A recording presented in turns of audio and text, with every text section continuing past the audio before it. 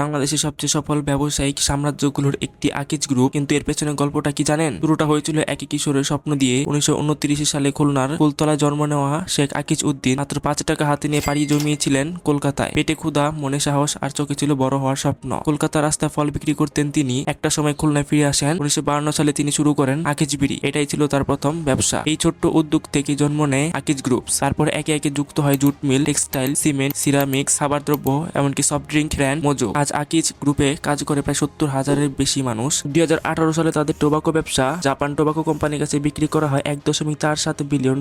বাংলাদেশের ইতিহাসে সবচেয়ে বড় বিদেশি বিনিয়োগ। শেখ আকিজ উদ্দিনের স্বপ্ন, পরিশ্রম আর সাহসিকতা তাকে বানিয়েছিল সময়ের এক জীবন্ত কিংবদন্তি। 2006 সালে তিনি মারা যান, কিন্তু রেখেছেন এক অমর ইতিহাস। আজ তার ছেলেরা এই সাম্রাজ্য চালাচ্ছেন। আকিজ গ্রুপ শুধু একটি কোম্পানি না, এটা বাংলাদেশের গর্ব, এক আত্মনির্ভর গল্প। এই স্বপ্ন দেখুন, পরিশ্রম করুন আর সাহস রাখুন শেখ আকিজ উদ্দিনের মতো। এটাই আকিজের ইতিহাস। এরকম আরো ভিডিও পাওয়ার জন্য অবশ্যই পেজটিকে ফলো করতে ভুলবেন না।